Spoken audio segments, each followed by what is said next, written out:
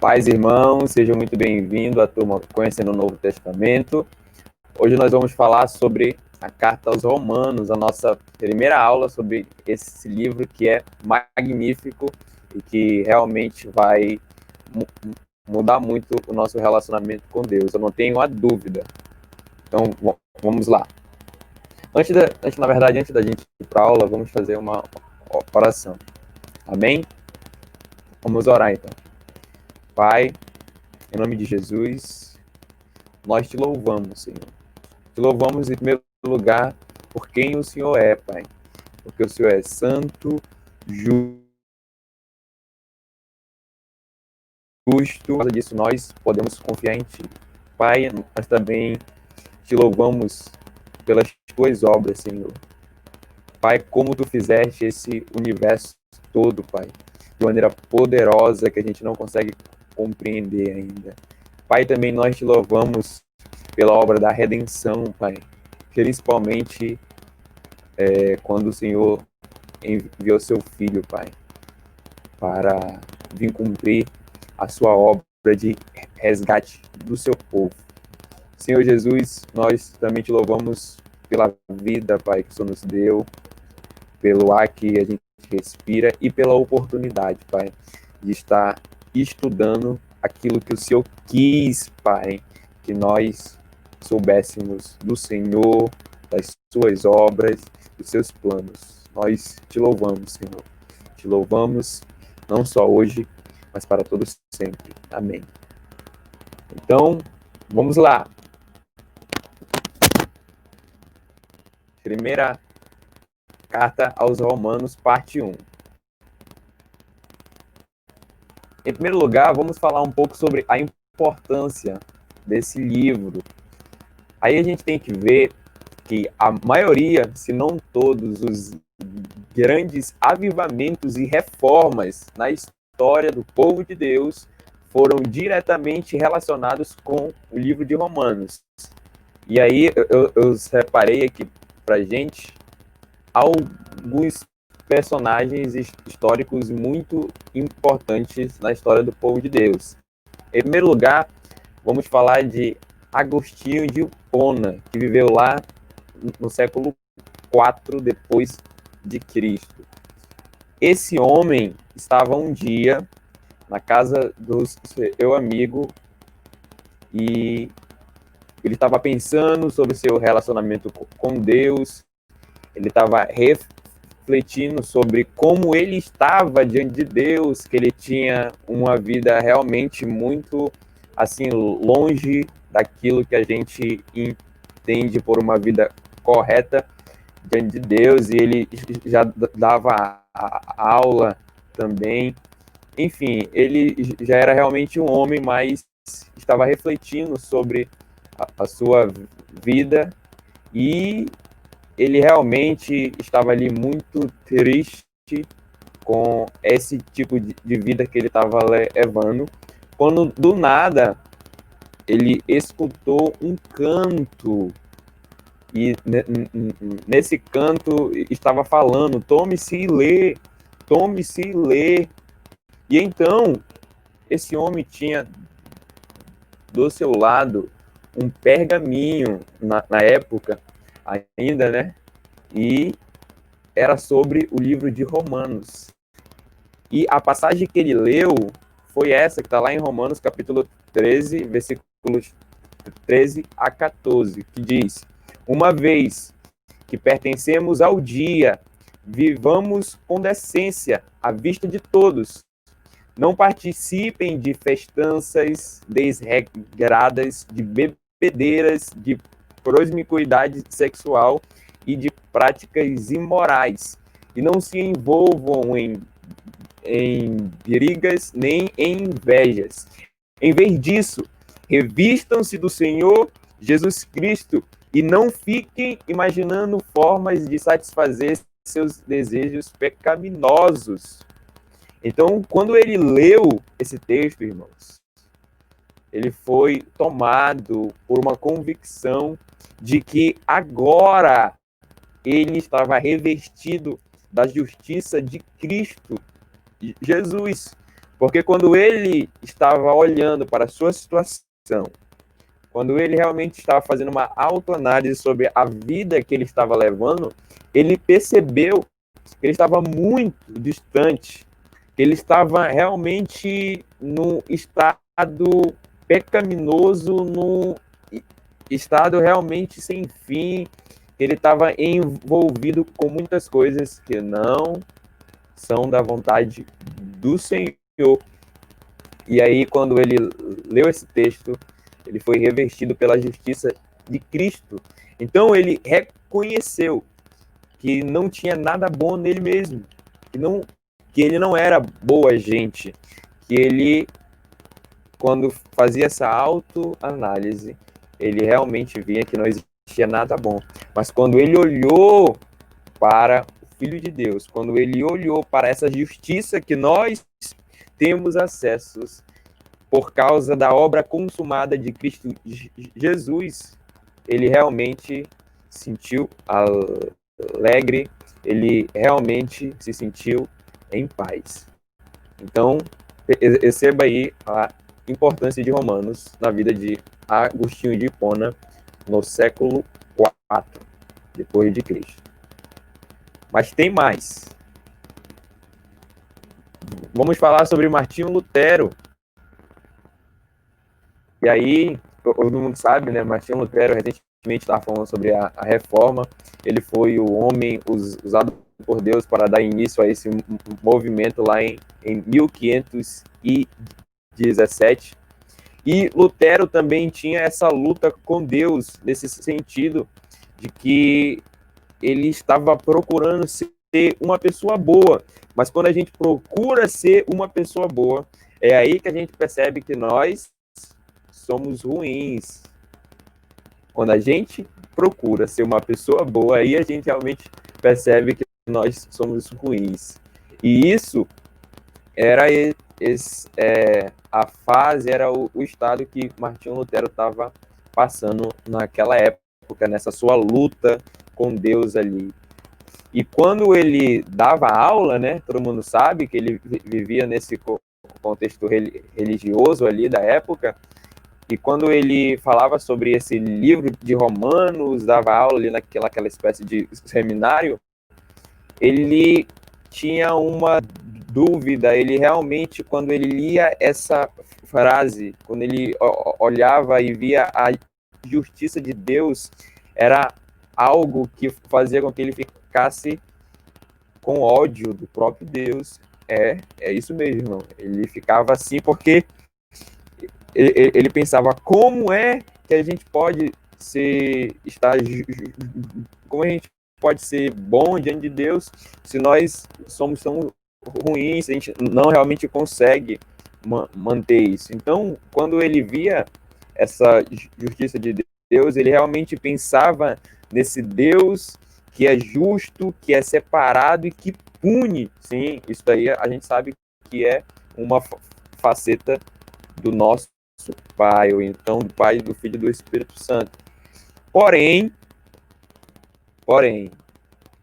em determinado momento, quando ele leu esse texto, o Espírito Santo trouxe a convicção correta de justiça de Deus. E isso está lá em Romanos 1:17, que fala o seguinte: as boas novas revelam como Deus nos declara justo diante dele. Então, aquela justiça que ele via como algo que condenava ele, agora ele realmente percebeu que essa justiça em Romanos 1:17 não é essa justiça de Deus que condena, mas é essa justiça de Deus que declara seu povo justo diante dele, e que do começo ao fim é algo que se dá pela fé, como dizem as Escrituras: o justo viverá pela fé. Então, quando ele teve essa compreensão, quando o Espírito Santo iluminou a sua vida para essa compreensão, ele realmente falou que é como se ele tivesse entrado pelas portas do céu. E aquilo que ele lia, que era algo que realmente deixava ele triste e até mesmo com ódio de Deus, que era uma palavra realmente difícil. O Senhor é justo, ele pune. E agora, quando ele lê que a justiça de Deus se revela no Evangelho, isso se torna doce para ele. Isso realmente, como ele mesmo relatou, né? É como se as portas do céu estivessem abertas e ele tivesse passado por elas. E, irmãos, essa é a mesma coisa que nós, se realmente já fomos iluminados pelo Espírito Santo para compreender a justiça de Deus que se revela no Evangelho, é a mesma coisa que cada um de nós passa, irmãos. Quando a gente olha para nós, a gente realmente não tem como. Mas quando olhamos para Jesus e a justiça que ele nos dá, e a gente sabe que nós estamos realmente numa relação eterna com o seu Filho. E que nada vai nos separar do seu amor. Aleluia. Então, veja a importância de Romanos também para Martinho Lutero, não só no seu relacionamento com Deus, mas em tudo aquilo que ele impactou com a reforma, e aí veio outros homens também. Mas veja aí a importância de Romanos na vida desse homem. Também a gente tem um outro personagem histórico, né? John Wesley. E aí, essa daqui também foi uma história assim, que quando a gente lê, o nosso coração fica também aquecido, irmãos. Esse homem, um dia foi chamado ali para um local onde iria ter culto, e onde iria, no caso, ser falado sobre a palavra de Deus, enfim. E ele disse que ele não estava realmente querendo participar dessa reunião, mas algo levou ele àquela reunião. E aí, quando ele chegou nessa reunião, naquele lugar, estavam lendo o prefácio feito por Martinho Lutero da Epístola aos Romanos. Então, Martinho Lutero ali estava contando toda a sua história, como o Espírito Santo o iluminou para compreender a justiça de Deus que se revela no Evangelho. E quando John Wesley ouviu essa leitura, ele fala que o seu coração foi estranhamente aquecido. Irmãos, quando você realmente pesquisa a história desse pequeno homem nas mãos de um grande Deus, você percebe como ele foi usado, como realmente o Senhor fez uma grande obra pela sua vida. E ele falava algo que a gente sempre precisa ter. Ele sempre falava: Senhor, que o sermão traga luz para a mente, mais fogo para o coração. Então, irmãos, quando a gente estiver diante da palavra de Deus, que não seja apenas algo mental. Ok, tem que ter luz na mente, mas tem que ter fogo no coração. Nós somos um ser humano completo, mente, desejo e vontade. Que a palavra de Deus realmente cause o impacto em todo o nosso ser. Então, veja a importância aí de Romanos também na vida desse homem. E aí, João Calvino, né, falando sobre Romanos, ele falou: quando qualquer um ganha um conhecimento desta epístola, desta carta, ele tem uma entrada aberta para todos os tesouros mais escondidos da Escritura.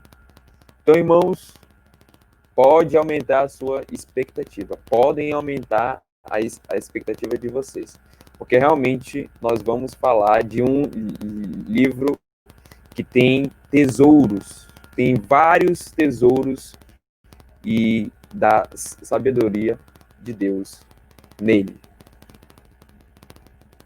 E aí, Martinho Lutero, né, também falou que Romanos é a principal parte do Novo Testamento. É o evangelho mais puro. Então, se você quiser saber o que é o evangelho, leia Romanos de forma completa e você vai ter essa visão do evangelho. O William Tyndale, ele falou também algo muito bacana sobre esse livro de Romanos. Ele disse: eu acho que cada cristão não deve apenas conhecer de forma mecânica o livro. Então, irmãos, não é somente algo da mente, não é algo mecânico apenas, mas também exercitar-se nele continuamente, como sendo o pão de cada dia da alma.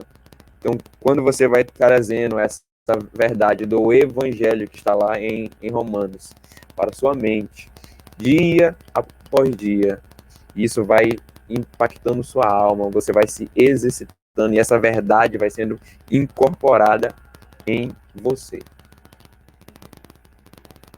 Esse autor também fala algo muito bacana sobre a importância de Romanos. Aí ele conta uma história sobre o cientista, o leite e o bebê. E na visão dele, né, o próprio cientista, né, ele realmente pode dar vários detalhes. O leite tem esses componentes químicos, o leite, vitamina, tem um tanto de vitamina, o leite é composto para várias coisas, o leite serve para isso, o leite serve para aquilo, enfim, o cientista pode dar esses vários detalhes sobre o leite, porém, um, um, um bebê pode realmente se alimentar desse leite sem saber todas essas informações, sem saber todos esses detalhes. E ele pode realmente ficar forte, ele pode realmente ficar saudável sem saber esses detalhes. Mas ele está se privando, se ele realmente só ficar nisso, ele está se privando de várias verdades, de várias coisas realmente que serão importantes para a sua vida. E da mesma forma pode ser com nós, os filhos do Pai, porque nós podemos provar desse leite que é a sua palavra e a gente só ficar nisso. Mas quando a gente vai atrás, quando a gente vai a fundo, e aqui nós estamos falando de Romanos, quando nós compreendemos a carta aos Romanos, quando nós compreendemos as realidades de Romanos, as verdades contidas ali, realmente nós passamos dessa fase de só realmente estar ali tomando esse leite, mas sem saber de tudo aquilo que esse leite é composto e de tudo aquilo que esse leite pode fazer. Então, irmãos, estudemos então o livro de Romanos mais a fundo.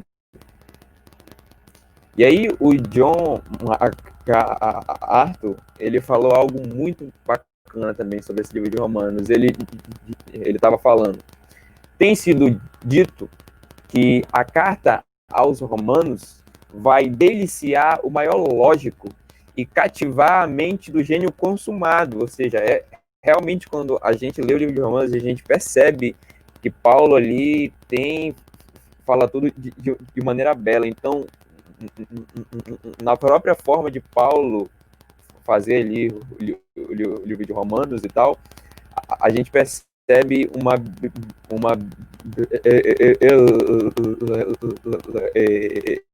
mesmo assim.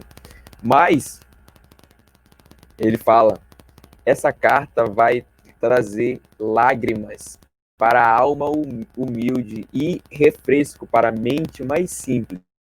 Ela vai derrubá-lo. Ela vai falar, olha, você está debaixo da ira de Deus, você é acusado de fazer isso, você deu honra mais às pessoas, você deu honra mais à criatura do que ao Criador. Você está em pecado. Todos pecaram e destruídos estão da glória de Deus. Mas, porém, ela pode levantá-lo, porque o Evangelho revela como Deus declara justo as pessoas que creem no seu Filho. Então, ela vai deixá-lo nu e depois vesti-lo com essa justiça eterna, ou seja, com essa elegância eterna. Então, irmãos, Romanos é sim uma carta que tem lógica, é uma carta que cativa realmente a mente daquele que está lendo, mas ela tem que trazer lágrimas para a nossa vida. Ela tem que ser refresco, não só para esse gênio, mas para a mente mais simples, porque ela nos derruba e ela nos levanta, ela nos deixa nu, mas ela nos veste com elegância eterna. Aleluia. John Bunyan também é algo que está relacionado também com essa carta aos Romanos. Se a gente for a fundo, nós vamos perceber que esse livro também teve muito impacto na vida desse homem. E ele era alguém que tinha pouca educação, mas que esse livro, as verdades desse livro, o Espírito Santo o usou para transformar esse homem no gigante espiritual. E olha, mestre literário que escreveu O Peregrino. Esse livro é muito bom, realmente eu já li, muito bom, recomendo. E A Guerra Santa, esse aí eu ainda preciso ler. Então, irmãos, veja como o Espírito Santo usou esse livro de Romanos em toda a história do povo de Deus para chamar pessoas, para encorajar pessoas e para levar pessoas a grandes feitos para o louvor do nome do Senhor. Amém? Então, agora nesse momento, vamos falar de algumas curiosidades dessa carta, desse livro. Em primeiro lugar, esta carta, ela cita o Antigo Testamento cerca de 57 vezes, ou seja, mais do que qualquer outro livro do Novo Testamento. Então, quando Calvino falou que esse livro é a porta de entrada para toda a Escritura, para todas essas verdades contidas na Palavra de Deus, ele estava querendo falar disso também. Porque Romanos faz essa conexão entre aquilo que Deus fez no Antigo Testamento e aquilo que ele continuou a fazer por meio do seu Filho. Ou seja, essa obra, ou seja, mostrando a harmonia, mostrando a convergência, como a gente já viu quando falou sobre a teologia paulina.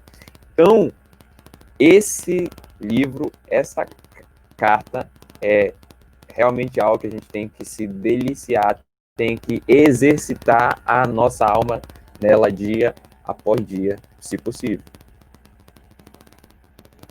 Além do mais, essa carta, repetidamente utiliza as palavras-chave. Deus, 154 vezes. Justiça, 77 vezes. Filho de Deus, né? 66 vezes. O Messias, aquele enviado, 66 vezes. O pecado, 45 vezes. Senhor, 44 vezes. E fé, 40 vezes. Então, irmão, isso aqui a gente tem que notar quando a gente estiver lendo. A ênfase, olha, presta atenção, 154 vezes. Ou seja, nós podemos falar que essa carta é uma carta teocêntrica, ou seja, Deus está no centro. Assim como o Evangelho, assim como o Filho de Deus. Então, realmente é um tesouro que a gente tem que dar mais valor. Romanos. Esse livro responde muitas perguntas. Qual é a boa notícia de Deus? É o Evangelho, como a gente vai ver. Jesus é realmente Deus? Sim. Como é Deus? Vamos ver também, né? Será que Deus tem uma forma? Não. Romanos não fala disso. Então Deus é Espírito. Como Deus pode enviar as pessoas para o inferno? Então Romanos também responde essa pergunta. Por que os homens rejeitam a Deus e seu Filho Jesus Cristo? E aí, a gente sabe, irmão, pecado, porque realmente as pessoas estão debaixo da ira de Deus, as pessoas estão entregues às suas paixões. Então, isso aí, Romanos fala também. Por que existem falsas religiões e os ídolos? Aí, Romanos fala. As pessoas, tendo o conhecimento de Deus, não o glorificaram como Deus. Antes, se perverteram sua mente, adorando a criatura e não o Criador, fazendo imagem de Deus, como se ele fosse animais, dando louvor a isso, dando sua vida, adorando essas representações idólatras. Então, irmãos, Romanos responde isso para a gente. Por que existem falsas religiões e ídolos? Porque as pessoas pecaram e não glorificaram o Senhor como Deus. Qual é o maior pecado do homem? É isso, irmão. Tendo o conhecimento de Deus, eles rejeitaram o Senhor. Então, ateísmo é algo realmente muito assim que a gente para com isso. Olha isso. Presta atenção. Ateísmo é algo que você olha e fala, cara, as pessoas estão cometendo um alto engano realmente assim que você não se... Cara, você realmente pensa. Até os demônios creem nesse sentido, né? Até os demônios reconhecem. E tem pessoas que querem negar a existência de Deus, que está tanto estampada na criação, pela criação, as pessoas sabem que existem um Deus, mas também esse conhecimento de Deus está estampado na lei que o próprio Deus colocou na nossa consciência, entendeu? Então nós temos esse conhecimento de Deus, porém não o suficiente para salvação, mas para condenação. Porque salvação só no Evangelho de Cristo Jesus. Porque também há perversidades sexuais, ódio, crime, desonestidade e todos os outros males no mundo. E por que eles são tão difundidos e desenfreados? Por quê, irmãos? Porque Romanos fala pra gente que Deus entregou os homens às suas próprias paixões. Então, a pior coisa que pode acontecer a um ser humano é Deus entregar ele às suas próprias paixões desordenadas. E aí a gente vê todo esse tipo de perversidade hoje, homem com homem, mulher com mulher, crimes odiondos, desonestidade, enfim, males no mundo. É simplesmente Deus entregando o próprio ser humano às suas paixões desenfreadas. Então, se alguém perguntar para você por que há perversões sexuais, por que é todo tipo de males, aí você pode dizer, Deus entregou essas pessoas às suas próprias paixões desordenadas. Ele tirou o freio. E quando ele tira o freio, irmãos, a gente vê todo esse tipo de perversidade. Então, se a gente ainda não tem uma sociedade pior, primeiro porque Deus não tirou ainda o freio de forma total. E segundo, por causa do povo de Deus ainda que permanece aqui. Porque nós somos o que, irmãos? Sal. E sal tem esse sentido de preservação. Então, o sal evita o apodrecimento do alimento. Assim como o sal faz isso, nós, o povo de Deus, evitamos o apodrecimento dessa sociedade. Então, só não está pior, porque Deus ainda não tirou totalmente o freio, e olhe lá, porque realmente a gente já está vendo casos piores e porque ainda existe o povo de Deus aqui. Então, Romanos responde a essas perguntas, irmãos. É realmente um tesouro da sabedoria divina. Aleluia, louvado seja o Senhor. Também, Romanos fala o que é o padrão, ou então qual é o padrão pelo qual Deus condena as pessoas, pelo seu próprio padrão, sua própria justiça. Ele condena com base na verdade. Ele é a verdade. Então, ele condena com base na verdade. Romanos fala isso. Como pode uma pessoa que nunca ouviu o evangelho ser espiritualmente responsável? Ou seja, o fato de que existe Deus está estampado na criação e também está estampado na lei, a consciência que o Senhor colocou.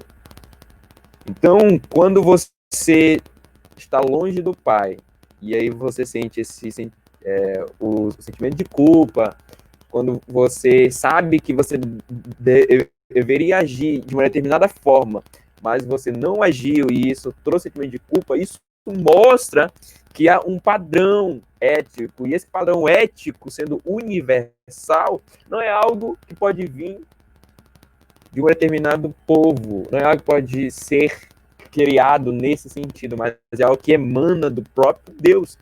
Então, nossa própria consciência e a criação é responsável pela condenação das pessoas. Mais uma vez, repetindo. Esse conhecimento de Deus, esse tipo de conhecimento de Deus, não é suficiente para a salvação, mas é para a condenação.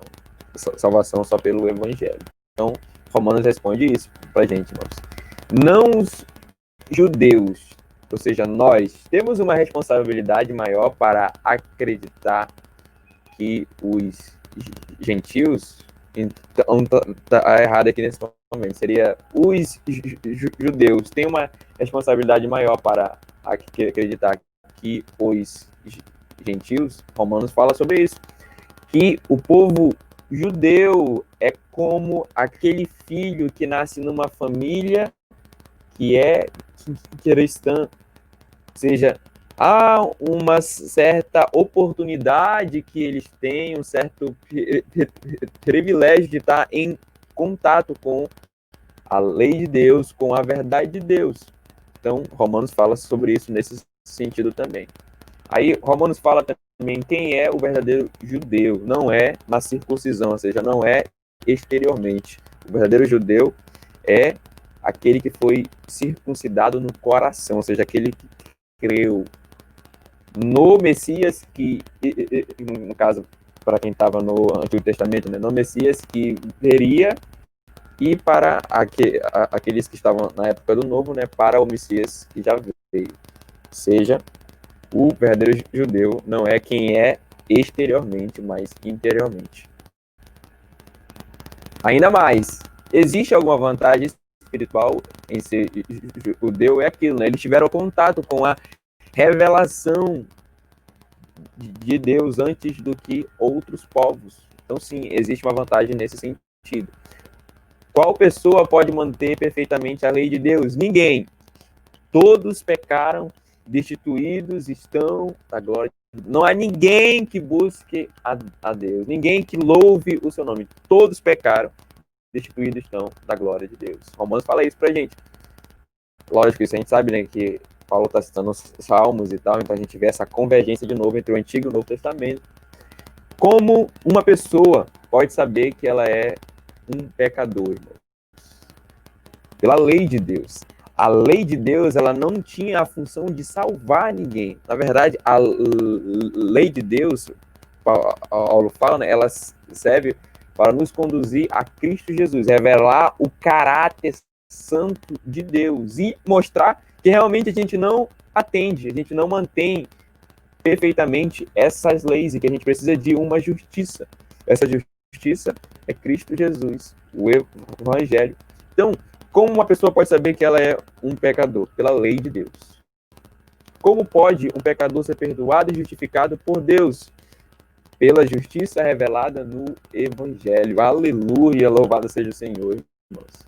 Romanos responde essas perguntas para a gente. E ainda, como é que um cristão está relacionado com Abraão? Como a gente falou, né? Romanos cita 57 vezes o Antigo Testamento. Então há, irmãos, essa convergência. A gente sabe que a semente ali da mulher, a gente sabe que aquela promessa que o próprio Deus fez, né, para esse seu filho, em ti serão benditas todas as famílias da terra, estava apontando para Cristo Jesus. E aí, Romanos fala também qual a importância da morte de Cristo. Nós só somos salvos pelo sangue derramado, irmãos. Tem que haver sacrifício. Tem que haver sacrifício. Sem derramamento de sangue não há remissão de pecados.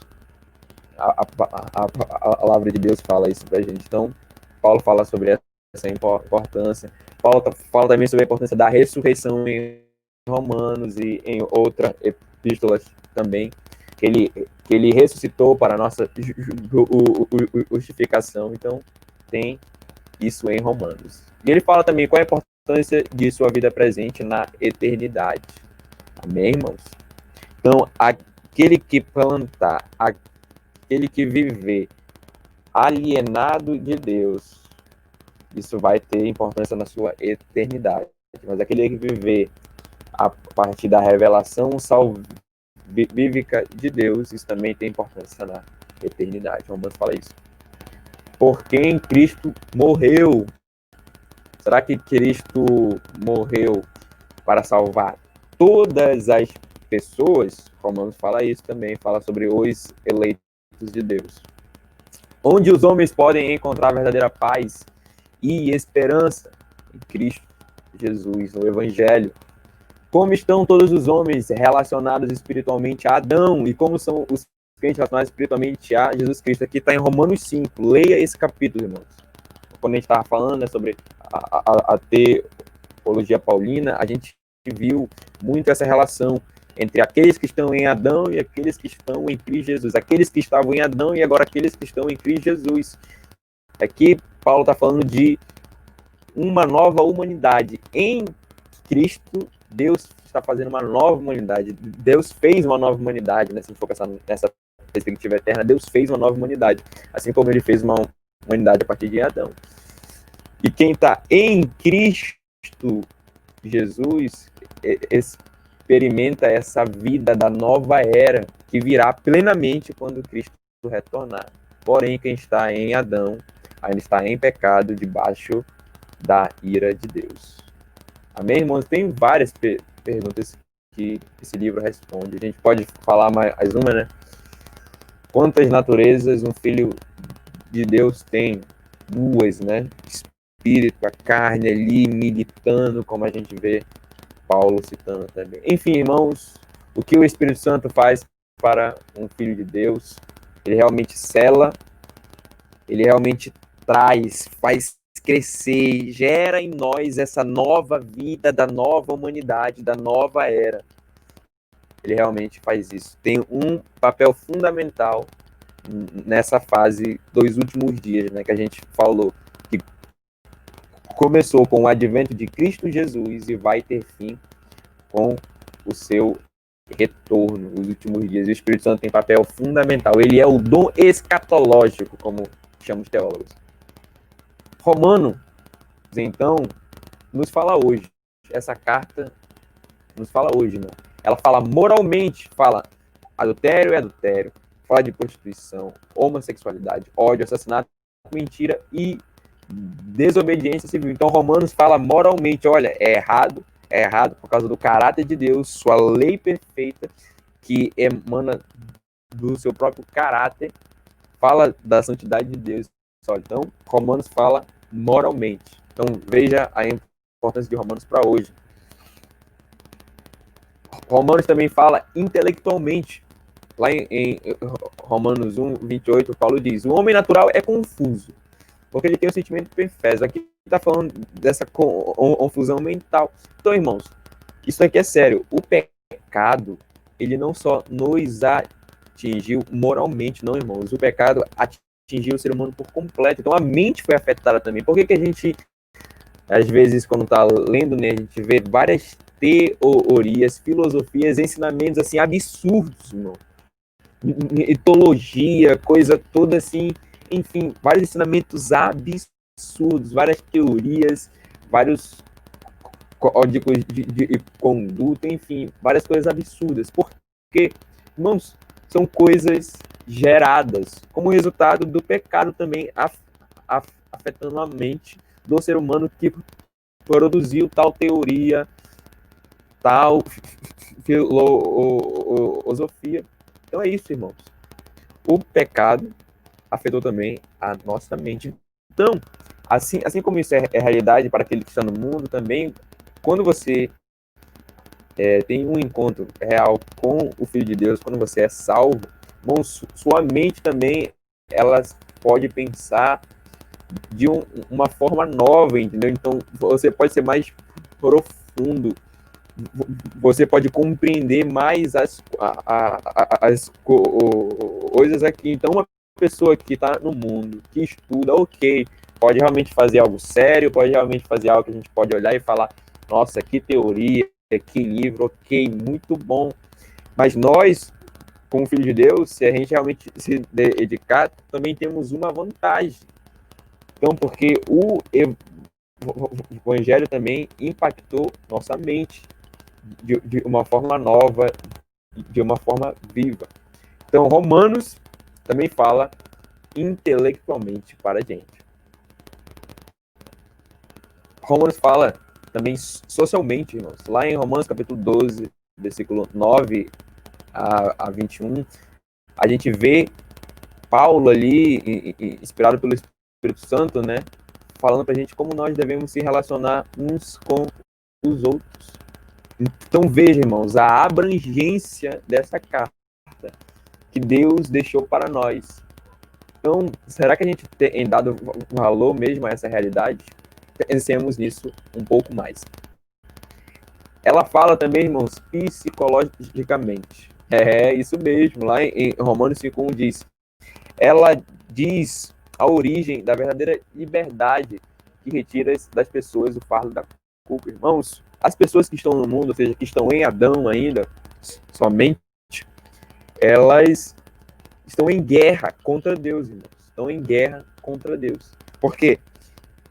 Pela lei de Deus, há uma certa forma de viver a vida, mas essas pessoas não conseguem atingir esse padrão. Aí essas pessoas criam auto-enganos, relativizam tudo, fazem um monte de coisa, mas o fardo da culpa, irmão, tá lá.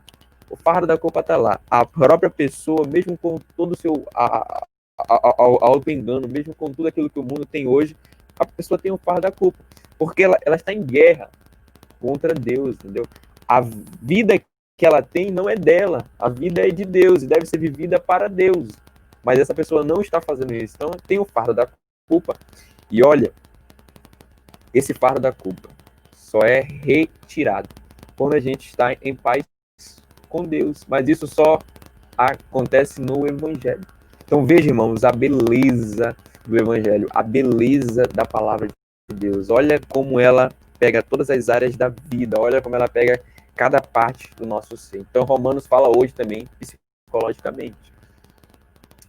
Romanos também fala nacionalmente. Lá em Romanos capítulo 13, versículo de 1 a 7, assim como tem também, né, irmãos, outras passagens, essas aqui só são passagens básicas. Se a gente for ler todo o livro, a gente vai ver outros versículos falando sobre essas questões.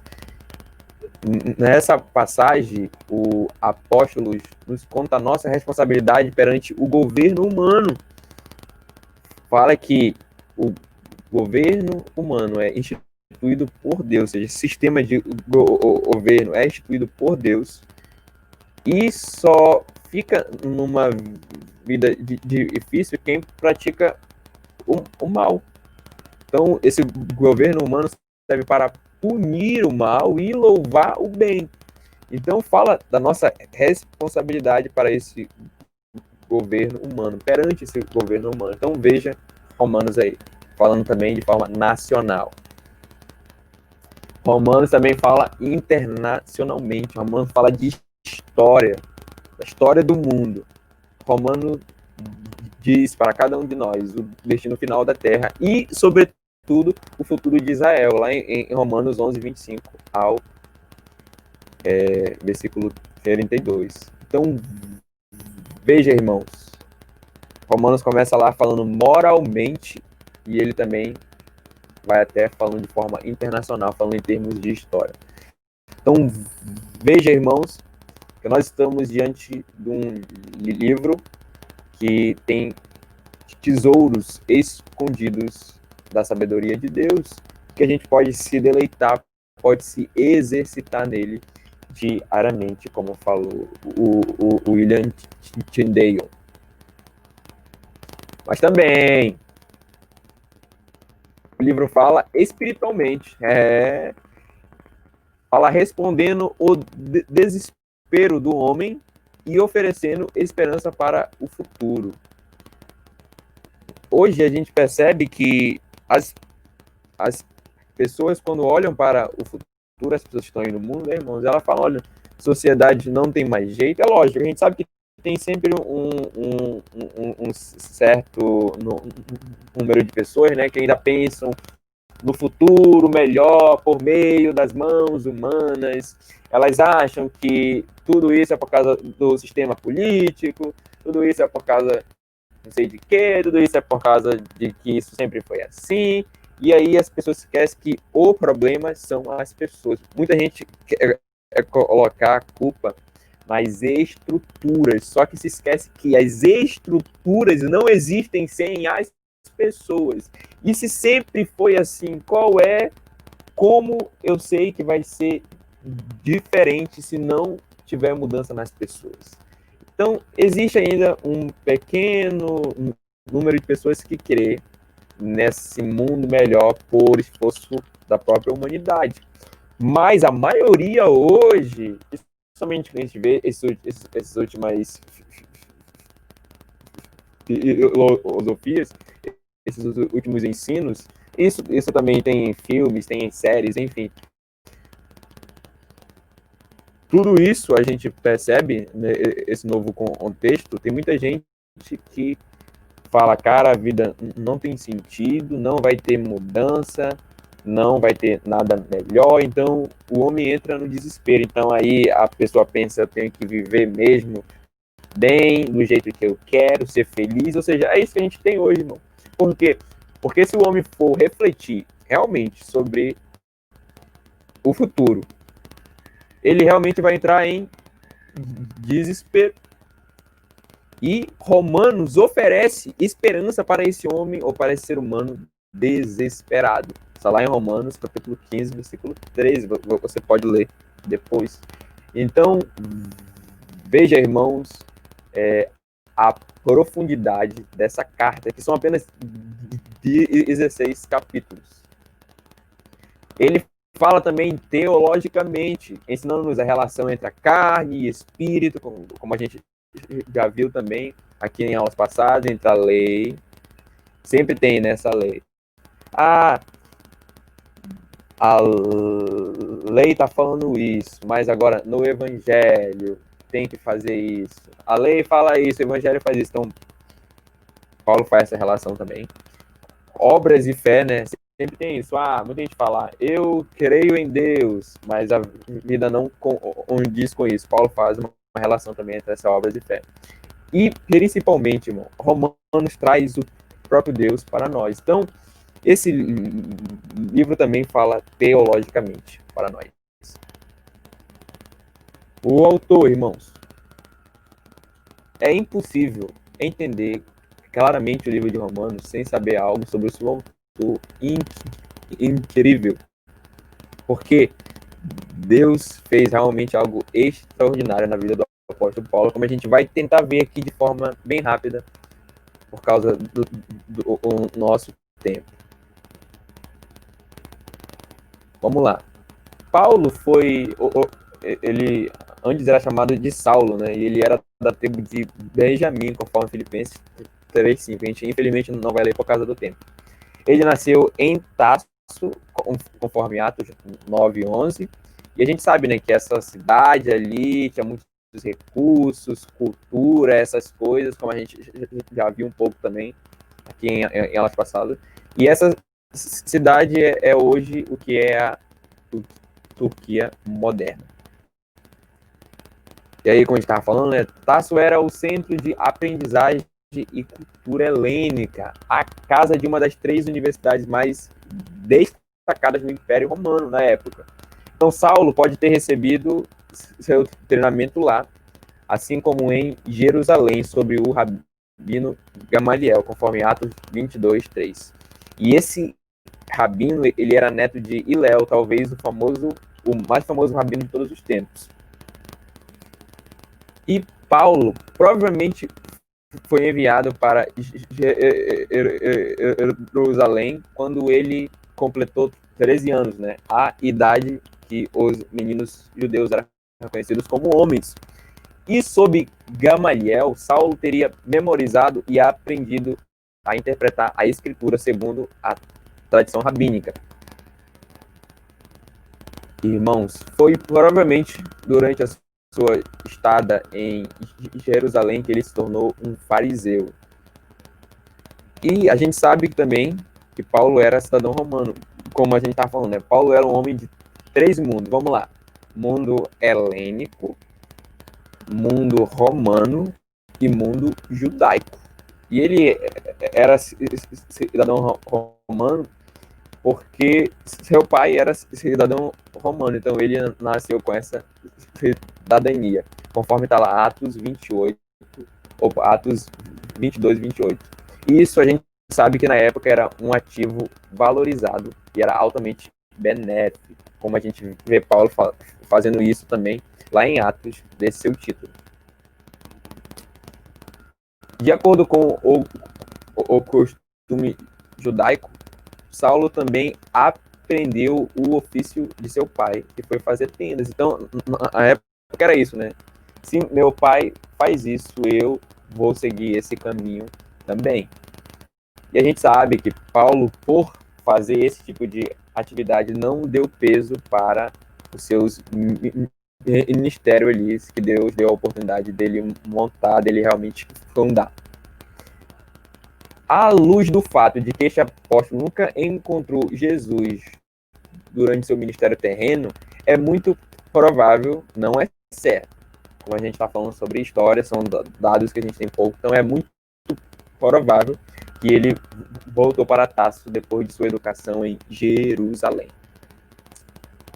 E é lógico, irmão, como ele recebeu esse treinamento excelente, ele era um homem desses 3 mundos, é lógico que ele se tornou líder em uma das principais sinagogas de Tarso. E lógico, ele também fazia tendas. Irmãos, como ele mesmo fala, né, em Filipenses capítulo 3, 5, 6, por sua própria conta, ele era um legalista zeloso. Então ele se esforçava para seguir aquilo que essa tradição rabínica, né, tinha lhe ensinado. Ele era um hebreu de hebreus. Ele era totalmente comprometido com a lei em todos os seus detalhes. Mas aí a gente vai lendo, né, a história dele ali em Atos, e a gente percebe que ele estava profundamente ofendido com a afirmação de que Jesus era o Messias. E logo ele se dedicou a erradicar esta aparente heresia. Como eu estava falando, irmãos, a gente está passando de forma bem rápida também, porque a gente sabe que são vários detalhes sobre a vida dele. E aí a gente vê isso lá em Atos capítulo 8, versículo 1 a 3, que diz: E Saulo concordou inteiramente com a morte de Estevão. Ou seja, perceba que ele realmente estava querendo, né, erradicar isso que estava tendo, essa nova seita que era chamada lá na época, esse novo caminho. Então, uma grande onda de perseguição começou naquele dia e varreu a igreja de Jerusalém. Todos eles, com exceção 2 apóstolos, foram dispersos pelas regiões da Judéia e de Samaria. Alguns homens devotos vieram e com grande tristeza sepultaram Estevão. Saulo, porém, procurava destruir a igreja. Irmão, essa palavra aqui é isso mesmo, ele queria aniquilar, erradicar, isso tem que acabar. Ele ia de casa em casa, arrastava para fora homens e mulheres e os lançava na prisão. Mas algo aconteceu. Aleluia. Enquanto isso, Saulo, motivado pela ânsia de matar os discípulos do Senhor, procurou o sumo sacerdote. Então veja, irmãos, que ele era realmente um perseguidor ferrenho, como a gente já estudou muito, né? Ele pediu cartas para as sinagogas em Damasco, ou seja, porque ele era líder, né? Ele era líder de uma das principais sinagogas de Tarso, solicitando que cooperassem com a prisão de todos os seguidores do caminho. Esse termo era usado para se referir a esse movimento iniciado por Jesus Cristo e agora estava sendo levado adiante, né, pelos apóstolos. Então, homens e mulheres que ali encontrasse para levá-los como prisioneiro a Jerusalém. Quando se aproximava de Damasco, de repente uma luz do céu brilhou ao seu redor. De repente, uma luz do céu brilhou ao seu redor. De repente. Ele caiu no chão e ouviu uma voz lhe dizer: Saulo, Saulo, por que você me persegue? Então, irmãos, quando você estiver sendo perseguido, saiba que essas pessoas estão perseguindo você, acima de tudo, por causa daquilo que você crê, daquilo que você atesta como verdade. E isso é uma perseguição contra o Senhor, então ele vai vingar. Amém? Mas nunca se esqueça, quando você está sendo perseguido por causa do nome do Senhor, por causa do Evangelho, por causa de uma vida que louva o Senhor. Se você está sendo perseguido por algo que você fez de errado, esse ensino, esse princípio não cabe para você. E aí o texto fala: quem és tu, Senhor? Perguntou Saulo. E a voz respondeu: sou Jesus, a quem você persegue. Agora levante-se e entre na cidade, de onde lhe dirão o que fazer. Os homens que estavam com Saulo ficaram calados, de espanto, pois ouviam uma voz, mas não viam ninguém.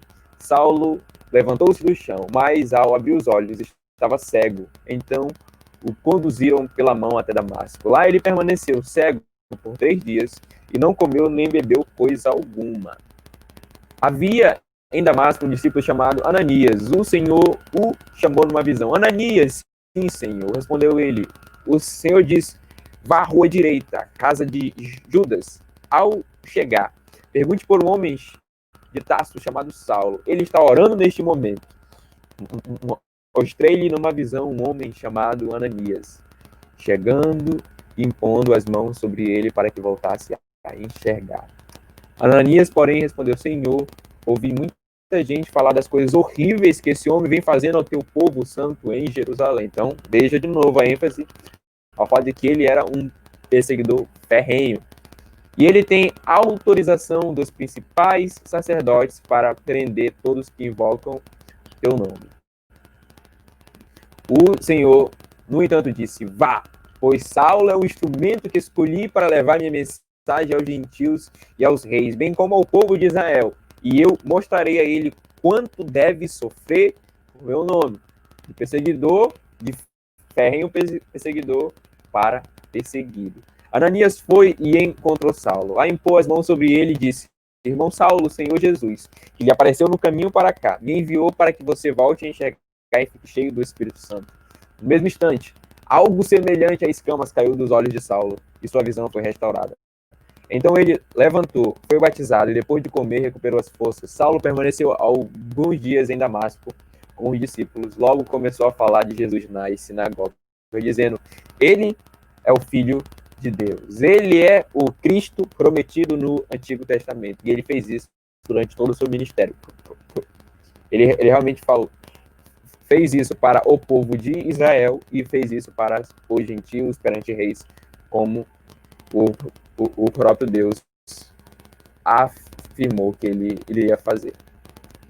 Então, irmãos, em algo bacana que nesse sentido, né, quando o próprio Deus ali, né, representado na figura do Filho de Deus ali, o Filho, né, ali ressuscitado, já ressurreto, ele disse, né, difícil recalcitrar contra os aguilhões. Isso aqui não está em Atos 9, está numa outra passagem de Atos. E essa era uma expressão comum usada para indicar oposição à divindade. Paulo sabia disso. Paulo sabia porque ele tinha estudado isso em toda a sua formação. Paulo sabia disso. Então, Paulo entendeu que quando ele estava perseguindo os filhos de Deus, ele estava perseguindo o próprio Deus. E isso, ele pensou, e agora? Como assim eu estou totalmente errado? Eu pensava que eu estava lutando em favor de Deus, mas na verdade eu estava lutando contra Deus. Se eu não me engano, essa passagem que Paulo usa esses termos está lá em Atos, capítulo 26. Se eu não me engano, mais uma vez.